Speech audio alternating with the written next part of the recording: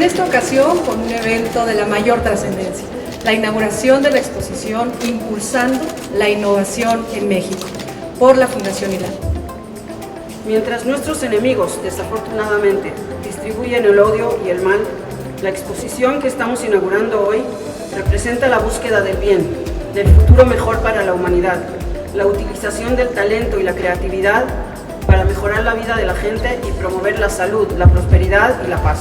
Y lo que decidimos fue sembrar una planta que es considerada maleza en México y convertirla en biocombustible.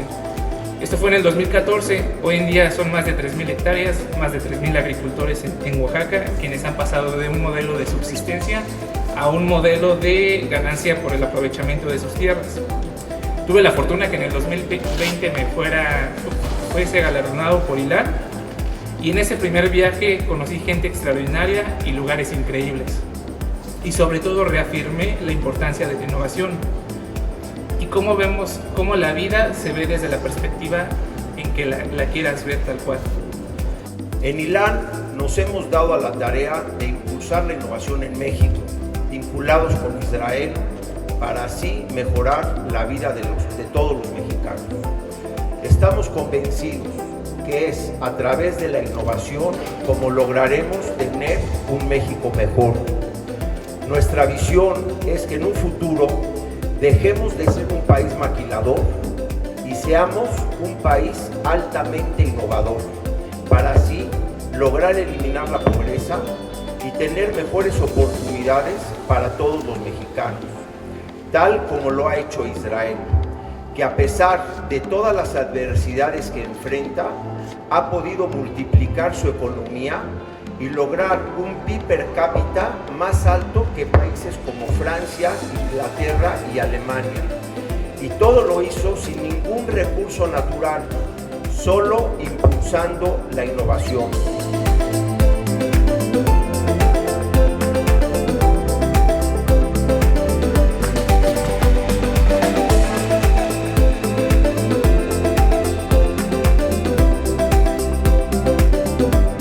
Hola, buenos días, soy Nat Grant-Schneider, la embajadora de Israel en México. Estamos aquí inaugurando la exposición de innovación, festejando lo que es la innovación, la creatividad y hablando de lo importante que es innovar para mejorar la vida de las gentes. Según el túnel de la exposición de la innovación, si en 20 años se invierte en creatividad y innovación, México podría ser un país con una prosperidad, seguridad, salud y mucho acceso para todos, todo lo que son los recursos de agua, alimentación y todo lo necesario para mejorar la vida de las personas.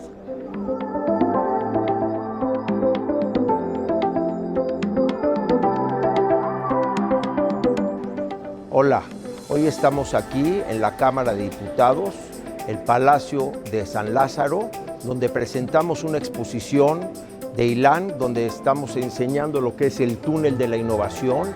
Este túnel dentro tiene una exposición donde nos muestra el México dentro de 20 años, el México que nos podemos y nos vamos a convertir, un México lleno de oportunidades para todos, un México seguro, sin violencia y además un México sin pobreza y con oportunidades para todos los mexicanos.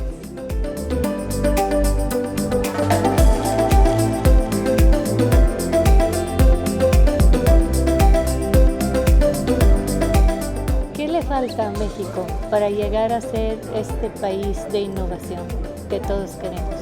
Bueno, primero, y perdón que lo diga, pero hay que entender que llevamos muchos años de mucho letargo improductivo y luego entramos a un mundo ya de emprendimiento para luego entrar al de innovación y eso es realmente reciente. Fue hasta 2012 donde ya había micros y pequeñas empresas como que empezando un camino productivo. Entonces cada vez que retrocedemos no hay que hacerlo, sino mirar hacia adelante. Me parece que le falta un sentido de amor propio y certeza. Es lo que sobre todo le falta.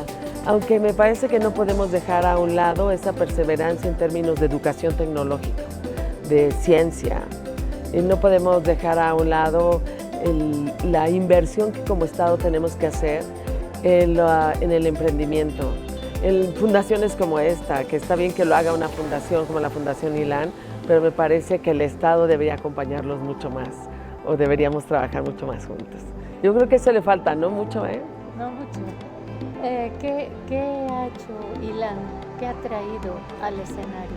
Bueno, de entrada, una nueva generación de científicos, de desarrolladores, de emprendedores, de innovadores y un sentido de rostro humano que consolida libertades, que independientemente de donde naciste, tú puedas dar una oportunidad, o debería el Estado dar una oportunidad, o la sociedad, pues me refiero en general, para que nuestros grandes talentos pues lleven a México a un lugar de innovación, no solo de maquila, sino de innovación y de emprendedurismo. ¿Y cómo lo hizo Israel? Bueno, me parece que lo hizo a partir de sus propias debilidades de tierra, ¿no? Y digamos, debilidades geográficas y físicas, y creo que esta es una gran lección. Son además los creadores de las startups, que son también creadores de la apuesta a la imaginación personal aterrizada en la realidad. Es decir, no se trata de soñar, como diría Octavio Paz, se trata de soñar con los ojos abiertos, y creo que eso es una gran lección para todos. ¿Tú qué les darías a esos jóvenes que tienen buenas ideas, que tienen entusiasmo, pero de alguna manera se ven frenados? Se ven frenados no por su propia decisión, sino porque no hemos puesto las condiciones. Y creo que como Estado, como legisladora, ahorita en una Cámara o con cualquier cargo que todos tengamos en la vida pública, tenemos que mirarlos como una inversión al país y desde luego como una apuesta a ese futuro prometedor que tiene México y que no debe rechazar ese gran destino que tiene. Laura, pues primero muchas gracias. Te hemos visto en varios eventos donde has hecho valer tu título de presidenta del Grupo de Amistad México-Israel. Y ahora estamos viéndote con lo del túnel de la innovación. ¿Cuál es la importancia de este túnel para México? Es muy representativo que esté presente en este espacio en donde es la Casa del Pueblo, en donde se toman las definiciones de ley y se aprueban los presupuestos del país, y es por ello que esto hace conciencia de la importancia de la innovación en México. Israel le pone el ejemplo al mundo, y sobre todo en esta condición en la que de la nada hacen todo. Entonces México, que es un país que es bendecido en justamente recursos y en todo aquello que nos permite tener un potencial enorme, pues ustedes son inspiración. Así que nos da mucha emoción que Ilan nos haya permitido instalar este pabellón, este túnel del tiempo durante 3 semanas, para que las visitas guiadas, los diputados y todo aquel que ingresa a la Cámara de Diputados pueda conocer estos 21 proyectos específicos de las universidades públicas y privadas, en donde se les puso atención, se les puso el reflector, pero sobre todo se les dijo a los jóvenes que su sueño puede hacerse realidad y puede potencializarse con el enorme, con la curva de aprendizaje que tiene Israel, pero sobre todo en este hermanamiento tan poderoso. Ahora Israel está en guerra. ¿Cómo ha sido para ti como presidenta del Grupo de Amistad esta guerra? Pues desde el primer día hicimos un llamado enérgico en el sentido de que la guerra es el fracaso de la humanidad. La guerra es el fracaso de los políticos, y lo que sucedió nos dolió profundamente porque justamente estábamos de regreso. Tuve la oportunidad de conocer Israel por primera vez y se siente de manera distinta haber recorrido este territorio y en qué momento hubo un grupo radical que lo amenaza y lo lastima sin ninguna justificación. Estamos nosotros... ¿Fuiste antes de la guerra? Sí, fui antes de la guerra. Y bueno, pues Israel te transforma, cuando vas a Israel regresas de otra manera y de otra forma. Así que pues nuestra solidaridad siempre y la posibilidad de que haya pronto noticias de paz y sobre todo pues que exista esta posibilidad enorme de que no generaciones enteras queden marcadas por el odio. Claro, ¿y has tenido algunos ataques contra ti? Por ejemplo, contra el grupo de amistad. Pues hay posturas distintas, pero yo creo que el respeto, y todos estamos de acuerdo en que la guerra jamás es la solución, y menos justificar los ataques terroristas. Entonces, bueno, pues eso no hay manera de tener una narrativa distinta. Bueno, muchas veces sí han adoptado la narrativa palestina y cómo eso, ¿qué has hecho al respecto? Pues información. Yo creo que es muy importante que la gente sepa que Hamás no es Palestina. Hamás es un grupo terrorista radical que quiere extinguir a Israel y que de manera absurda lastima y en un sábado muy triste pues mató a bebés, violó a mujeres en una celebración de la paz entre jóvenes que justamente daban testimonio de la armonía con la cual quieren transitar. Entonces, bueno, pues ahí está la evidencia y yo creo que la información es muy importante para que todas aquellas posturas puedan tener pues todo lo que les permita tener una más asertiva opinión. Laura, desde el grupo de amistad, ¿cómo han manejado la información? ¿Cómo la han transmitido? Yo sé que hacen una gran labor aparte, ¿no? Pero la labor de la información, ya que tú dices que es lo más importante, ¿cómo la han manejado? Pues en vinculación absoluta con la embajada. Lo más importante es que la información sea la oficial, no sean posturas personales o no sea interpretación de la misma, sino que podamos tener de las fuentes correspondientes oficiales todo aquello que nos permita tener una asertiva información. Entonces, pues desde el primer día pues tomamos una postura muy cercana a la embajada, con el embajador Esvital y ahora con la señora embajadora, en la celebración de los 70 años de amistad entre México e Israel, con distintas acciones. Posterior a ello, lamentablemente vivimos parteaguas en el grupo de amistad por las noticias de la guerra y bueno, desde ahí, desde el primer día, alzamos la voz de manera muy enérgica y también, por supuesto, hablando por las víctimas mexicanas secuestradas, que pues hacíamos, por supuesto, la exigencia parlamentaria correspondiente.